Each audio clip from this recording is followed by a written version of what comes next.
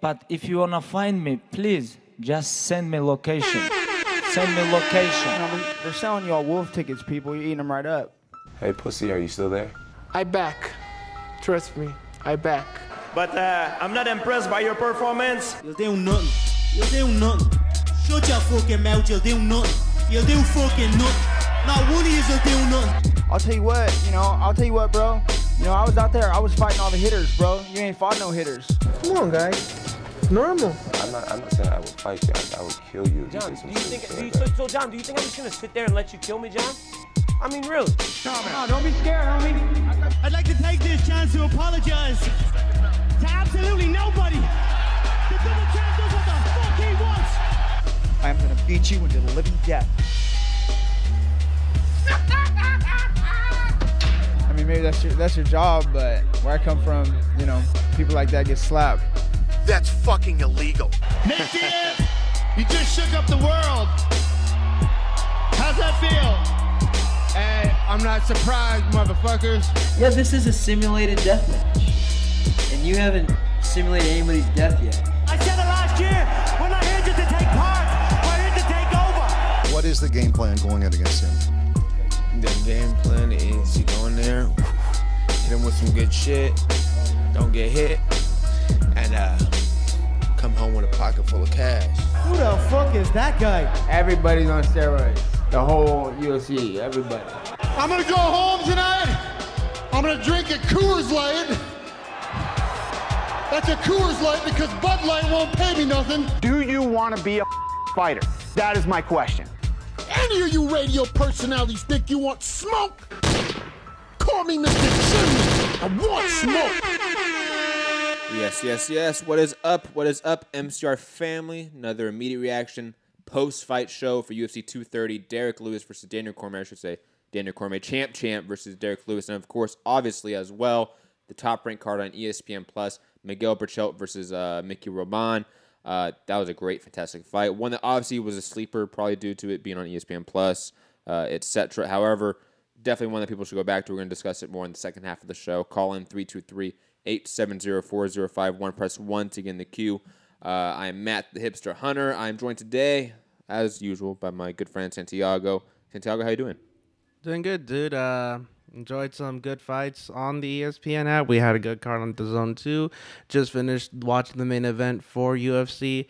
And just ready to chop it up and give our take of what's been happening with this card. Overall, I would say that this card was entertaining. You know, I wouldn't say this card was anything special in any sort of significant way. However, there was obviously some highlights. Like Adesanya is one that was of note. And just some others I think we're obviously going to get to. But let's start with the main event itself. A fight that I would say was predictable in almost every fashion. Daniel Cormier went out there, took him down at will, and really just set the pace, dominated every sort of action of the fight, and clearly won. Second round submission, rear naked choke. Obviously setting up the Brock Lesnar fight. Is there really anything to take from this fight in any way? I mean, there's not much to, I feel like, take away from it. It was pretty, It's cut and dry. Yeah. It really is cut and dry. Anyone that did see this fight, the first round was very lackluster at the very least. I commented that at least it wasn't as bad as the Ngannou fight. Second round, Lewis did pick up the pace a little bit, but by that point, you could clearly see that he had no answer for DC, the better skilled fighter, better overall strategy.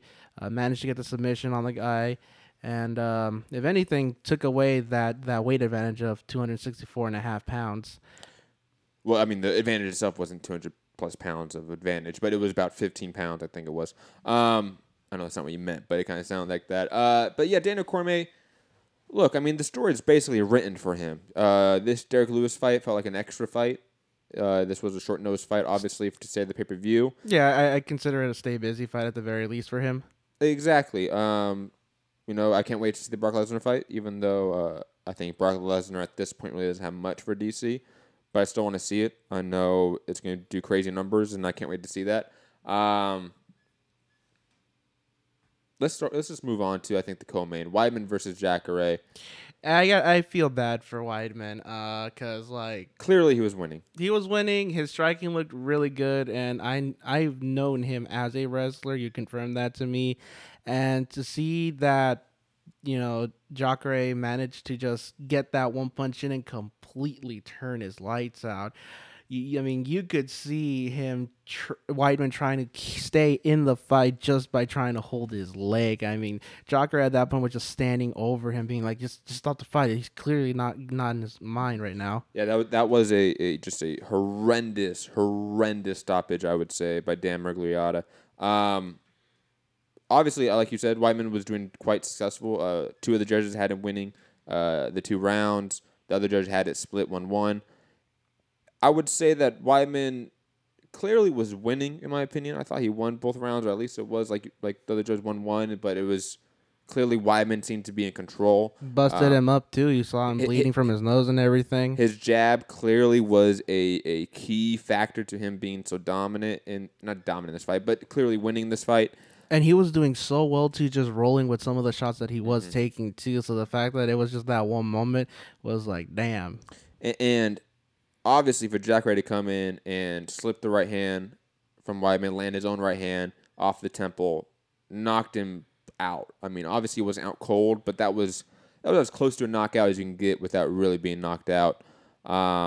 Jacare probably lines himself with either a final eliminator with an Israel Adesanya, who we're going to get to next, or he goes straight into a title fight with Robert Whittaker, Kelvin Gastelum winner. Which I think the fight will be in February. I think they're planning it to be, or January. Either path I'm okay with. I mean, Jacare at this point is such an elder statesman in the sport, being 39 in a week or two. A guy that's been around for a decade plus at the highest level. A guy that fought Luke Rockhold twice in Strikeforce before they ever entered the UFC, and to sort of put it into perspective how long this guy's been around fighting elite competition outside of the UFC, let alone within the UFC. So I think he's sort of due his first title shot in the UFC. He hasn't had one. Clearly, and we've had this discussion before, like the best fighters to never get a shot, best fighters to never win a belt. Those sort of debates, right? Jacare is one of them. Jacare is absolutely in that list of best fighters to never win a belt, never fight for a UFC belt. And I think it's almost that time to just sort of give it to him out of respect in a way. Yeah, why not? I mean, at this point, I would say he's long in the tooth, and why not? Whether or not he wins, I think he's due. I agree. Absolutely agree. For Weidman, I don't know. Obviously, I said this before the fight that he showed extreme signs of being chinny, sort of deteriorating in terms of durability as he's gotten older. This was sort of another sign of it in a way. Even though he was winning, it really took that one clean shot where Weidman couldn't slip it, couldn't roll with it because he was already in motion in a way, and he was done. And hurt severely. It took extra punishment due to the bad stoppage. A guy that's had, basically like reconstructive surgery on his orbital bone, a guy that's been in the ringer a lot. I don't know where he goes from here. I don't know if he can sort of bounce back at 185. I might want to see him go at 205, cut less weight. Maybe that helps in a way. But yeah, I think if you're Chris Weidman, you take some time. You have to at this point. Yeah, you kind of earned it at this point. I mean, the UFC has always been hard on its fighters. Fight after fight, just tough. I mean, remember when we were talking about this with Gegard Mousasi, just taking tough fight. Mm-hmm. If anyone at this point was owed to tune up, it is Chris Weidman, in my opinion. Absolutely agree with that. That Chris Weidman is due that sort of opportunity to bounce back. Like if they throw him in there, with like the winner of or the loser of Whittaker Gastelum, Yoel Romero in a rematch, Luke Rockhold, any sort of those fights, you got to question the matchmaking in the UFC. You have to. He deserves a significant drop off in competition, and I think in terms of a health standpoint, he needs it. Quick shout out to Jared Cannonier defeating David Branch via TKO in the second round. Impressive performance. We were talking, a little bit during the fight what to sort of compare Cannonier to for a boxing comparison. Yeah, and you pretty much settled on Ledwan, Barthélemy, and I feel like that's harsh. I feel like that's harsh. Because obviously this win was big for him.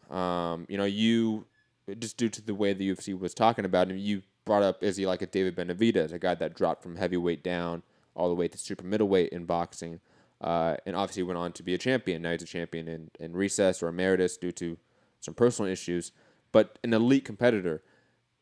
Cannonier's not that yet, but this win shows that he's on the way to that. And plus, he did look very good in this fight. It's not like he got a KO out of nowhere.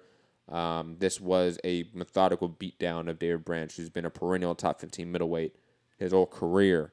Quickly shout out to him. Any thoughts on this matchup?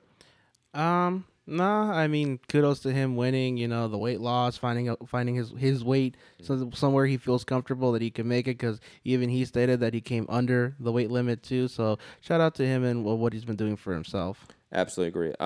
Let's move on to the Israel Adesanya fight, which is a fight that I was probably the most looking forward to. Yeah, the one you got me high for too.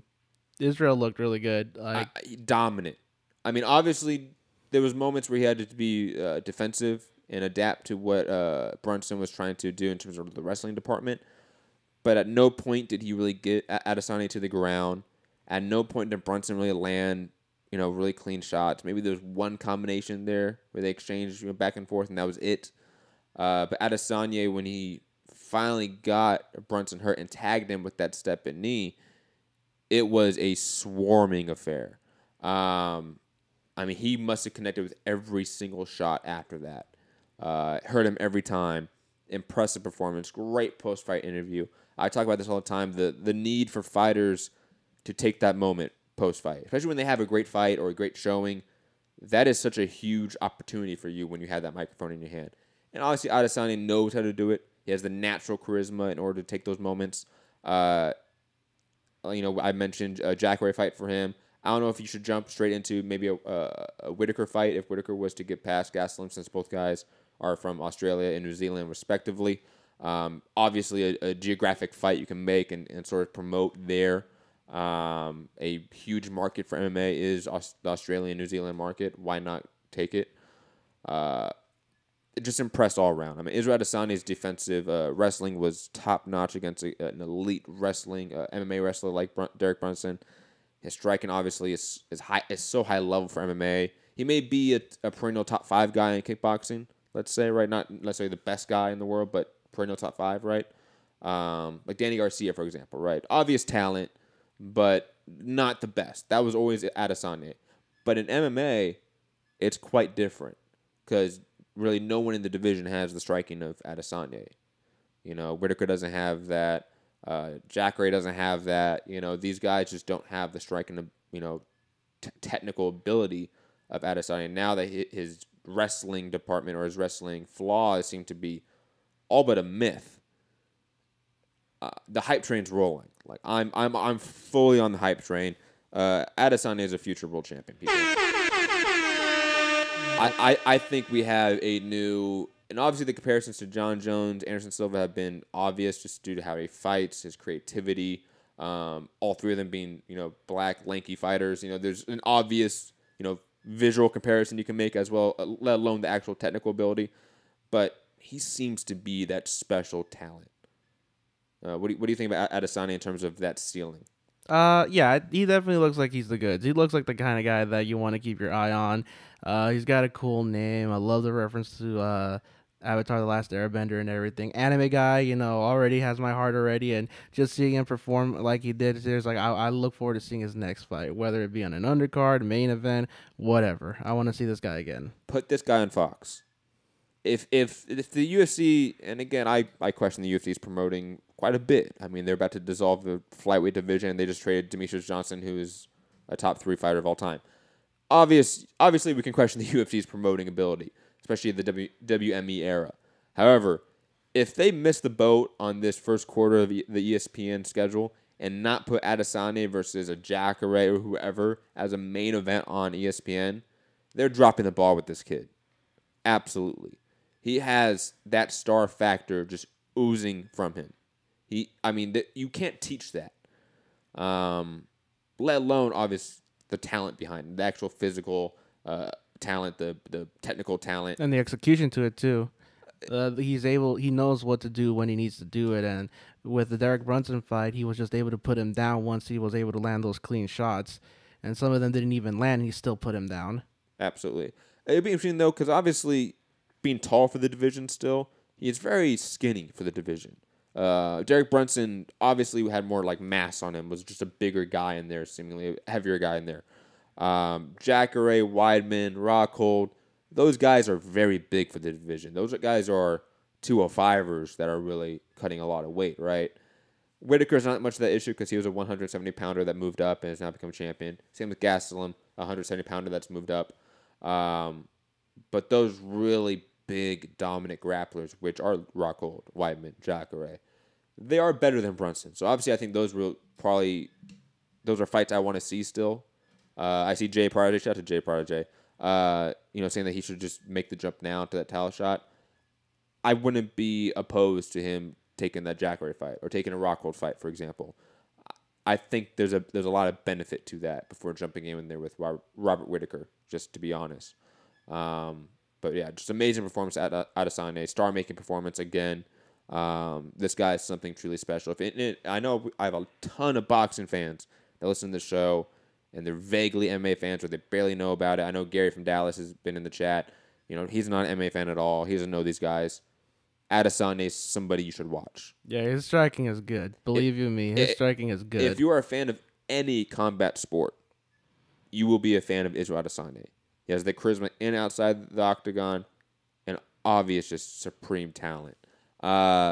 Moving on, I really have nothing else to speak on for the UFC card. Shout out to Jordan Rinaldi defeating Jason Knight. That was a really impressive performance from him. Sajara Eubanks defeating Roxanne Modafferi, and obviously we should talk about that a little bit because Sajara Eubanks was supposed to be the main event of this pay-per-view. I remember. At a 4-2 or 3-2 record, depending what website you're looking at. Putting on is it harsh to say pedestrian performance against Roxanne Modafferi? Average enough to win. Average. I think average is fine enough. It's a completely average performance against Roxanne Modafferi. And with respect to Roxanne Modafferi, she's a legend in the sport, but we've seen this before. This is literally a rematch. Thank God we did not see Shevchenko versus Sajara Eubanks. Valentina Shevchenko would have completely destroyed and decapitated Sajara Eubanks in there. And for it to be a main event on pay-per-view for $65, that would have been utterly ridiculous. That would have been misguided. I would make an argument that's a bigger mismatch than Mayweather-McGregor. And I know that's crazy, but it really isn't. Let's just be honest. Yeah, no, I definitely, obviously, I'd never seen her fight. This is my first time seeing. Joe Rogan had said that he'd never heard of her. And to be honest, this was her moment to basically, come out and show what she was made of. And instead, it was just okay, you won. Okay. Agreed. And thank you for reminding me about the Joe Rogan part, because I really wanted there to be some pettiness. I wanted a Larry Merchant moment, and we didn't get that. I know Joe's not that guy. He just isn't. But God, that would have been a great moment. Especially because she's the one that called him out on that. Sajara's like, you're gonna know my name after Saturday. Misses weight, puts on a very mediocre performance. Joe's a comedian. He could easily put a witty backhanded compliment together in his head and throwing it out there, and he didn't. I'm kind of upset about that, but it's all right. We're gonna move on to the boxing fight, or I should say, the main event of the top ranked card, the best fight probably of the weekend, I would say. Oh yeah, for sure. Everyone that's already falling asleep, wake up. We're talking boxing now. We're talking Berchelt Roman, a possible candidate for fight of the year, and a hell of a fight, really, because we saw two guys who gave and took as much as they had, and we had to question just what on earth Roman had in him that was keeping him from not going down up until adamantium. He has adamantium in his chin, okay, fam? But shout out to Berchelt, man. I want smoke! First off, just fantastic fight. Remember, people, call in 323-870-4051. If we have no callers, we're just going to get out of here early night. I think we can all, enjoy that. Enjoy an early respite. Just Why a not? Little post-fight show for you guys. No issue. But again, call in 323-870-4051. Press 1 to get in the queue. If you're international, email me, mixedcombatradio@gmail.com. But Berchelt, I mean, what was this fight surprising in any way? Because it obviously a really entertaining fight, really fun fight. But was it surprising in any fashion? I wouldn't say as much. I mean, most of us who have seen these guys fight, me seeing Roman against Alito, and then Berchelt with Vargas and Takashi Miura. I saw the fight I expected to see, and it was a fun fight. It was an enjoyable fight. I'm glad I have ESPN Plus because I can rewatch this on my own time. And really, I think the only thing about it really was just that he looked a little more sloppy in this one than he has in the past. But other than that, really, I don't have any complaints about like how he performed. I may delve a little bit more into that sloppiness because I obviously talked about it during the fight. Obviously before the show when we were watching it live a few hours ago. Usually Berchelt for the sort of stereotypical power puncher, brawler, Mexican fighter, it's actually very fundamental. Works behind the jab. It usually has very compact combinations, quite different than the Salido type, for example, right? Yeah, you could easily see what he's capable of just from seeing how he fought against Vargas and how he fought against Miura. He outboxed Francisco Vargas, who was an Olympian. Let's not forget that. Even though obviously he beat up Vargas in that fight, it was through outboxing him. His jab was better, his combinations were more compact, etc. However, in this fight, I felt like he stooped to Mickey Roman's level in a way. I felt like he threw out some of his really, sound fundamentals and started brawling with the brawler, and I didn't like that. He got caught a bunch of times. I would say that if we've seen sort of the Berchelt of old, and I use old very loosely, that really sticks to a game plan, works behind the jab, like I said. We don't see that first 4 or 5 rounds that are really ultra competitive with Roman catching him a bunch of times. I think we see more of that last 3 or 4 rounds where it's Berchelt taking over, landing the combinations, and Roman really having no answer to the range difference from the jab that Berchelt's been able to throw out, the reach difference, obviously. And I don't know if that was purely due to that there was some animosity between the guys. Obviously, there was no glove touch in the beginning of the fight. Both guys were mean mugging each other throughout the fight and between rounds. Obviously, there was some animosity that I just don't know. Maybe a language barrier I just didn't understand or did not even know about. Maybe that's why we saw Berchelt act that way. We just acted sloppy.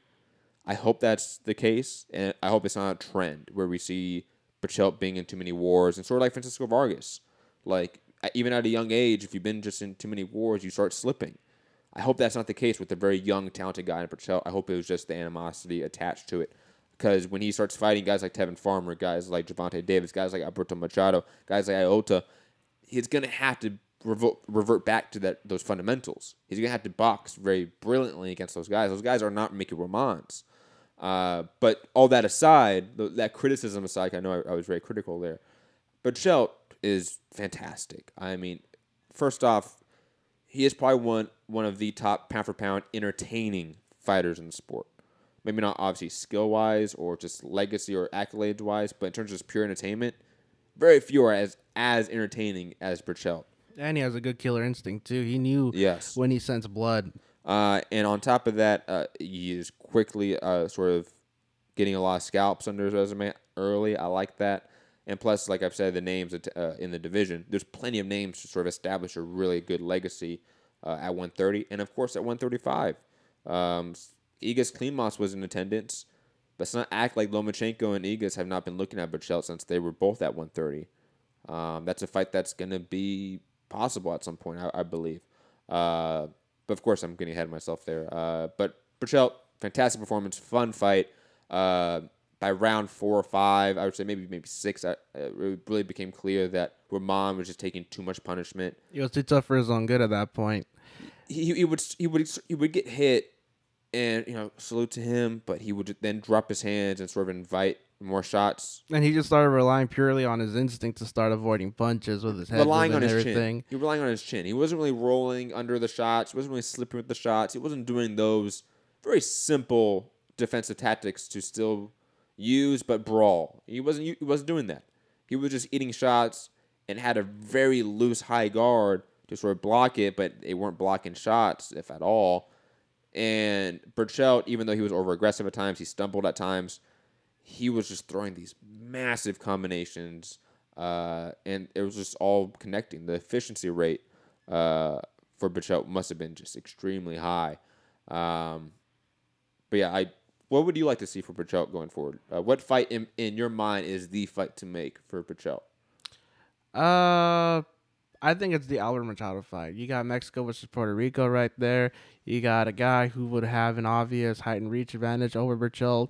Two very skilled fighters. Albert Machado looked really impressive in his last fight, putting out Yandel Evans in the first round. I would love to see that fight next, personally. I feel like that's the consensus. I don't know why. Maybe it's because we all want the Tevin Farmer Gervonta Davis fight as well, sort of, in combination with it. So that matchup always seems to be like that's what we want. Like those two guys, we like them. We want them to fight the Berchelts, the Machados, the Iotas, but we really want them to fight each other.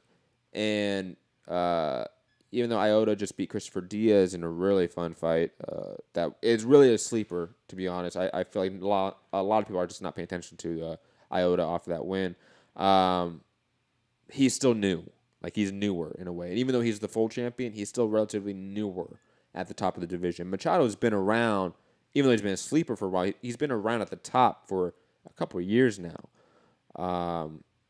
And plus, that win over Yandel Evans was just so emphatic, and it was just so clear and impressive that, and again, also within a week ago that it happened, so it's very recent in our minds. I'm all in favor of these unifications. 130 needs to start having them. Because that top 5 right there are all super talented. They can all beat each other, in my opinion. And they're all entertaining fights. You can't go wrong with any of the matchmaking. I completely agree. Like, you can match any of those top 5 guys up, and I don't see how it's a bad fight. Even like a guy like Tevin Farmer, who gets a bad rep, I would say, for just putting on bad fights or being a light puncher, a little bit anticlimactic in a way, right? I don't see how him paired with any of these guys is a bad fight. I just don't see it. But anyway, any thoughts on the rest of the fights before we go to the callers, Santiago? No, let's just jump straight through. We do have one caller. Mr. Ron, the Mastermind, a.k.a. Fighter IQ, a.k.a. co-host over at The Boxing Voice. Ron, how are you doing? How did you enjoy the fights? Hey, what's going on? What's going on, guys? Nothing much. What's up? Yeah, I'll just jump into it. So, I wanted to say that Dan, the ref, definitely wanted to give Chris the benefit of the doubt, but I want smoke. That was just. You get him. Get the gunshots out. Get the gunshots out, Ron. Yo, that shit was so unnecessary, man. This dude Jacare started pleading with Dan. Like, come on, man. Look at this dude. Look. And you already knew. He's like, all right, I gotta hit this motherfucker like 3 times just so I can get the win. But hey, that was a hell of a performance.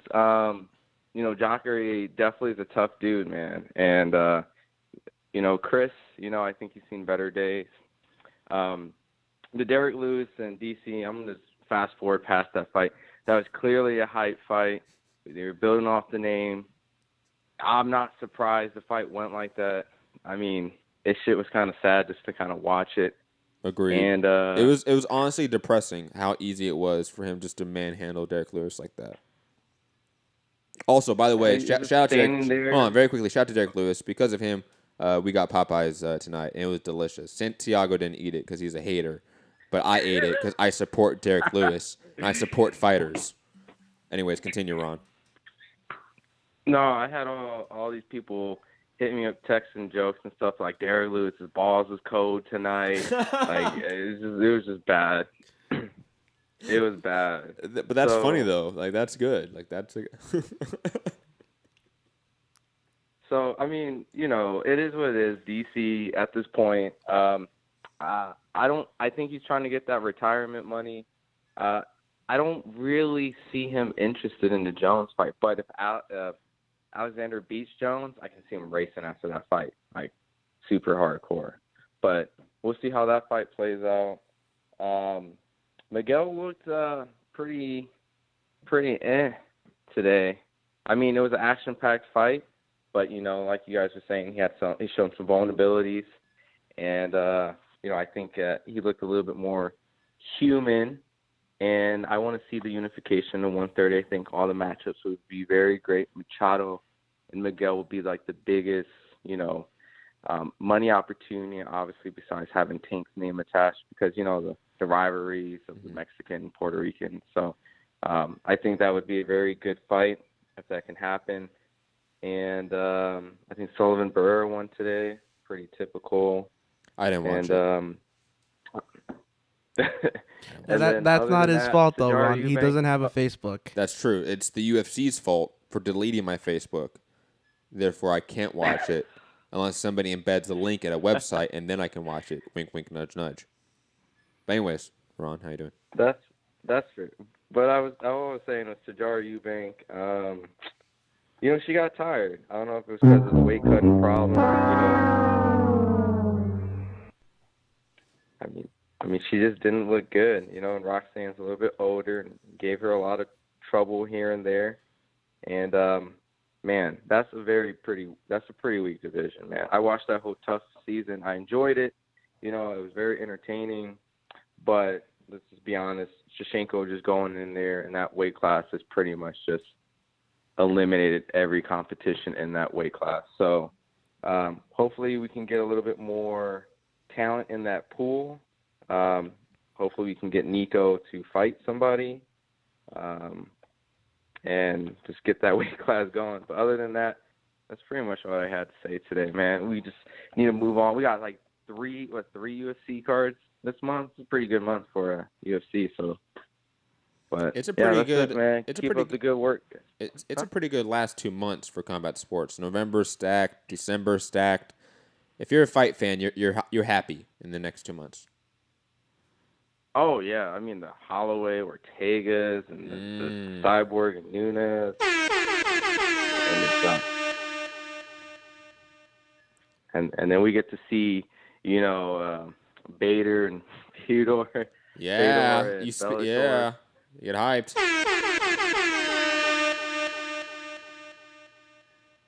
Yeah, so it's definitely good months for MMA and good months for boxing. We get some Lomachenko action, some Canelo. So I'm excited. I appreciate what you guys do. Keep up the good work, guys. If you guys are just tuning in right now, give these guys the support. Just hit the subscribe button, help these guys out. They'll do a whole bunch of cool shows for you guys. Give you guys an opportunity to call in, talk about some sports if your friends are like too casual. So, support the channel. But all right, guys. Thank you, Ron. Have a great night. I was going to say something, but I totally forgot. Something that Ron said, and then he kept talking, and I forgot what I was going to say about what Ron said. Anyways, completely digressing from that. Kind of an average night in a way. Like, we had some good fights. Like, obviously, like the Berchelt fight was really fun. Israel Adesanya had a good moment. Even the Cannonier fight was fun. A couple of the prelims were all right. Even the World Box Super Series event, which go back and check out our other post-fight show for that one. I thought the Burnett Donaire fight obviously was very fun until obviously the freak injury, but maybe that just sort of put a damper on it in a way. I don't know. It just seems like an average night for combat sports in a way that shouldn't be. We had a UFC pay-per-view, World Boxing Super Series, ESPN Plus card. And the pacing wasn't even that bad either. I mean, the UFC. We're done early. Like this is an early night for us. Like fights were over before 10 p.m. in the West Coast, but that's rare. I feel like, especially with this amount of cards, a UFC pay-per-view which starts later than their Fox cards and stuff like that. Just something to think about. I don't know. It seemed average. Maybe, obviously I said this off air about the DC Stipe fight only doing 400,000 pay-per-view buys. What did this do? I don't think there was really a lot of tension about it. And plus, no, it seemed like your standard pay-per-view in my opinion. So I don't expect anything like to jump out there and like completely surprise us at the very least. Plus, the boxing cards were both behind streaming apps and paywalls that are very new. ESPN Plus and DAZN. That always I think has some sort of factor into the exposure of the sport. And plus, there's college football on right now. That's actually the interesting thing too when you look at it too. All the boxing was actually on streaming, so you did not actually have to go to like HBO or Showtime or the main ESPN channel to watch any of these. You use these mostly through their streaming services, The Zone, ESPN Plus, Facebook Live. The only one that we really had to do anything for was UFC 230. Gary saying who you got in the Donaire Tete fight. Gary, you can always call in. Like, I know we're about to wrap up, but you're your family, Gary. Like, yeah, come on, call in. like, Give your opinion. Let the people hear your voice and let them know what you have to say. Quickly, the UFC 230 drew an attendance of 17,011 people with a gate of 2.8 million. That's a pretty good gate for an event that obviously had the main event scheduled a month before the event happened. Plus Nate Diaz, Dustin Poirier fight fell out. I think that took a lot of hype away from the event. It was just, I don't know. I'm curious as to sort of like what the overall eyeballs were on the combat sports this weekend. It doesn't feel like it was a lot when there was some really good action happening. You know, guys like Israel Adesanya were attached, Miguel Berchelt. Yeah, definitely feels Josh like Taylor, you know, really talented fighters on the come up. I feel like they really didn't get their just due, unfortunately. Yeah, it feels like it's a sleeper weekend. Like Definitely. you really needed to like be on the end to know what was going on. This was a hardcore weekend completely, even though there was some relatively big fights for combat sports in a way. Quickly, because I don't think Gary's going to call in, my thoughts on Donaire Tete. Definitely go back and check out the show we did on that, the Donaire card earlier today. I don't know. I mean, we didn't really talk about that much, Santiago, because you just called in very briefly on that show. But how much are we hyped off of that Donaire win? I mean, even though it has the freak injury asterisk attached to it, I thought Burnett was winning. Donaire looked good in it. Like, it's not like Donaire looked bad. Donaire looked really good in that fight until that freak injury. Yeah, no, definitely looked competitive. I definitely did have Ryan Burnett winning up until that fifth round, and I don't know. And Tete looked bad in his last fight. I think that always sort of, you know, we are in the nature of like you're only as good as your last fight. And Tete's last fight was atrocious. Donaire, his last fight was competitive and fun until the freak injury. It's, you know, his fight's so weird with Burnett. It's hard to sort of, you know, and you were classify it. and you were actually the one that told me off air too that it's the rig on that fight where it's the only one that we can say he clearly lost. I think that's overstated. We had Hamed call in. I remember on that show. Yes, I remember. Trying to say it anyway is not proven, which was crazy. But he said something that I really wanted to tackle, and I just didn't. It just wasn't important enough to me. He talked about Donaire arguably beating guys like Magdaleno, Walters, in those fights, and I can't go that. I can't go down that route. Rigondeaux is the clear loss for him where he was utterly dominated. Like, Donaire had almost zero moments in that fight, in the whole 12 rounds. He had moments in the Walters fight, moments in the Magdaleno fight, moments in others, but it just, or in the Frampton fight, for example, but clearly lost those. Like, it's not like it's controversial. Like, there's no controversy in those losses. I just want to state that. And I felt like, you know, Hamed called in on the later show and sort of spouted that out, and I don't buy that. Like, there's no controversy around it. Oh, Gary dropped off. Man, Gary, you just called in, dropped off, hurt my feelings, Gary. It's all right. It's late. I understand. It's Texas. It's what? 11, 14. Maybe Gary's a little bit older. I don't know how old Gary is. I don't know. You know? Oh, there he comes back. It's all right. We got Gary again. He just dropped off for a minute. Gary in Dallas. Obviously wants to talk only boxing because he's not a UFC fan. Where do you want to start, Gary? How you doing? Hope you're having a good day. Is that Santiago with you? Yes. I have never actually seen him before. Good to see you, Santiago. How's it going? I'm doing good, man. I'm doing good. Glad to be on here to take some of the calls with my buddy here and everything, and just eager to hear what your opinions are on today's fights. Did you say that you had Burnett up in the fourth round, or in the fifth round? Yeah, I personally have Burnett winning, and I honestly thought that he was on his way to winning. I thought he was boxing pretty well up until that freak accident where he, I guess, you know, pulled a muscle somewhere near his ass or something. I thought it was competitive. Don't get me wrong. I thought it was a competitive fight, but I definitely did have Burnett with the edge. And just quickly, Gary, before you jump in, I'm going to agree with Santiago. I thought Burnett won every round after the first round. Even though they were competitive rounds, I thought Burnett was up 3-1 going into that injury and going into the TKO. Was it 4 rounds? Was the 4th round or the 5th round? The end of the 4th round, in between, obviously the 4th and 5th round was when the fight stopped. So 4 rounds of action were completed. Okay, so you scored the first round for Donaire. Yes. You did, and Santiago. Okay, and then you obviously had to score the 4th round for Donaire, 10-8. So that means you had Donaire up. Yeah, Am I wrong? No, you're. I'll be honest.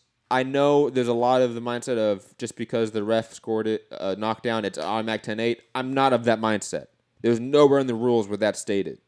So just because Burnett threw a punch and missed and went down because his back hurt, and the ref called a count on it, I'm sorry. That didn't mean anything to me. No. And that was in the last 20 seconds of the round. The rest of the 2 minutes and 40 seconds, Burnett's winning that round. Yeah, at the very least, I scored that one 10-9, even with the knockdown, because, Burnett went down, yes, and it was called a down, but it was on a miss to bet that. It's basically like Mayweather's lone knockdown was him basically scraping his glove on the floor, and they counted that. And let's be honest, this wasn't even that. Like, it's not like it was a trip and it looked like a knockdown.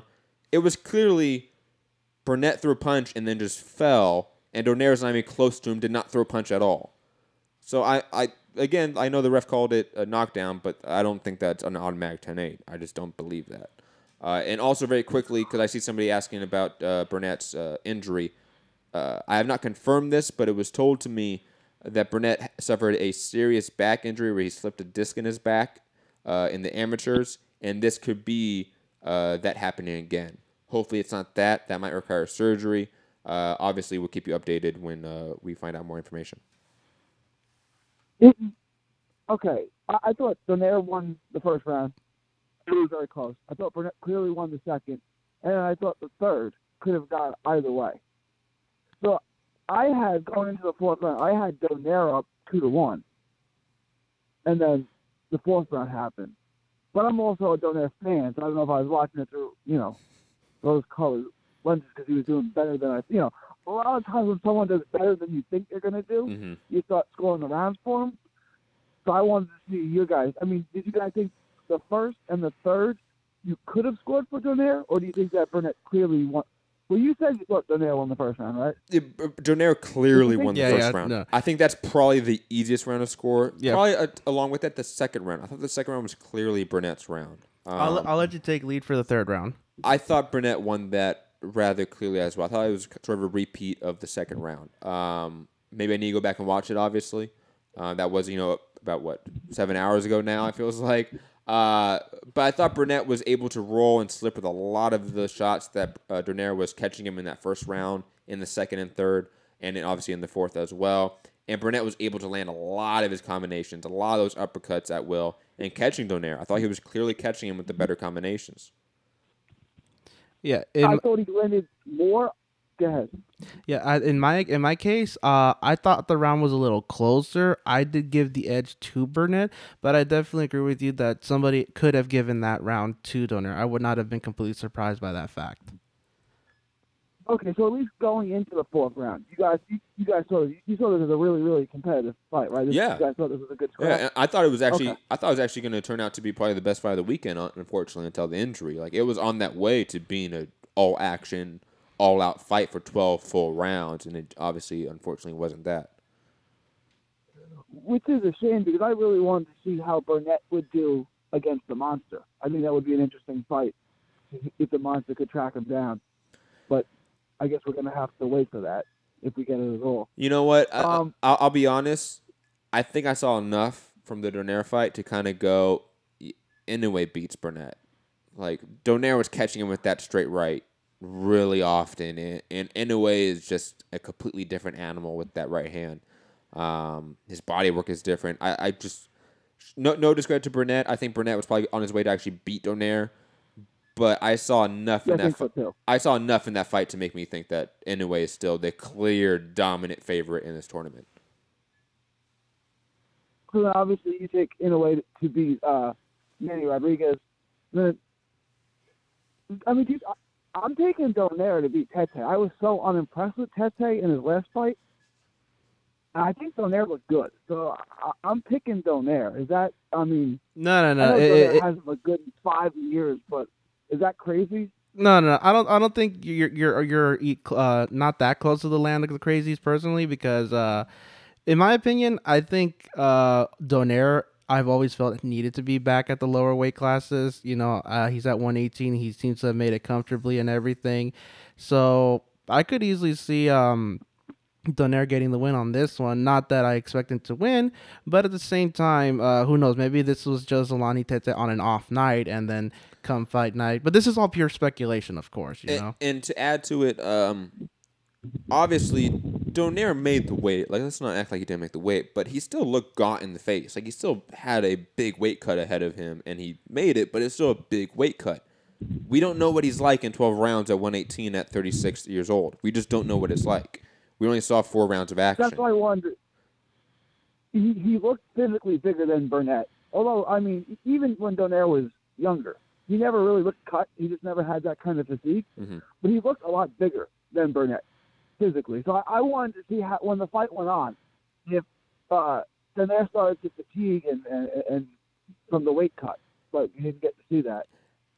We didn't get to see it, though. I will say this. That first round, in terms of volume, is quite different than every round after it for Donaire. I think that is a little bit indicative of something. Maybe not all of it, because Donaire still was competitive throughout. Don't get me wrong. He still looked really good. But I'm still going to hesitantly pick Tete probably. Though Donaire has absolutely a chance to win this fight. It's much more competitive than what people thought going into it. And Donaire has a real shot to beat Tete, absolutely. Now he has to maintain this weight, right? Because I mean, they usually schedule the fights only a couple of months apart. When you only weigh 120 pounds, he goes down from 126. 8 pounds is a lot. You know what I'm saying? Like, that's a lot of weight to cut when you don't have that many pounds to start with. You know what I'm saying? It's not like a light heavyweight cutting 8 pounds to get down to the middle. Yeah, 8 pounds for a guy that was fighting at 126 a lot. Quickly, to add to that, I think a lot of people that are a little bit more casual or just don't know weight cutting, they think it's more of a pound thing, like you said. Like, it's 8 pounds. Like, what's the big deal? Fighters cut 10, 15, 20 pounds, right? But it's not about the pounds. It's about percentage. In terms of a healthy standpoint, if you cut more than 10, 15% of your body weight, it becomes unhealthy. So 8 to 10 pounds for a 120 pounder, 128 pounder, that's significant. That's a significant percentage compared to a 8, 10 pound cut for a 200-pound fighter. Obviously, I feel like, again, you know that, Gary, but I think there's probably people out there that don't know that. Yeah, absolutely. But that's all I got today. Great show, and I'll hear the Patreon show tomorrow, and I'll get back with you on Monday. Thank you, Gary. Look out for that topic question post tonight. I'm going to post that up before I go to bed, so you guys can start posting questions and topics. And of course, Gary, Patrons can call in. Actually, a little sort of inside baseball for people. You do not need to be a Patreon member to call in live to tomorrow's championship rounds, patreon.com/Mixed Combat Radio Show. You do not. You can be absolutely a non-Patreon member. You don't need a Patreon account to call in. It's the same number. It's the same permanent call-in link. However, you do not get to watch it on playback. You don't get the YouTube link. You don't get those sort of things. I feel like that make the show. And obviously, you can only catch it live. So if you miss 10 minutes of it, you can't rewind it. You can only do that if you're a Patreon member. But anyways, to digress from that, Santiago, it looks like that will be the end of the show. Shout out to Gary and Ron for calling in. Always appreciate callers. Interesting night, fun night, a little bit of a sleeper night, hardcore night. Any sort of final thoughts, Santiago? No, it was definitely full. I did like the pacing for most of these fights. ESPN ended just as the beginning of the UFC main card started. ESPN was early. I very, very much enjoyed it, and I definitely hope that could be something that these guys learn to build off of, because for me, I've always hated just seeing all of them just start 6:30, so on and so forth, just clashing with each other. Absolutely agree. Obviously, I'm Matt, the Hipster Hunter. Hipsters here, haters beware. And I'll be back tomorrow for our patron-only Championship Rounds podcast. Monday through Friday is our regular show, 5 p.m. Eastern, 2 p.m. Pacific, live on YouTube, podcast from iTunes, Spotify, iHeartRadio, etc. Smash the like button, share the show, all that stuff. If you listen on podcast, drop that review, and have a great night. Stay safe out there. Peace. See you later, everybody.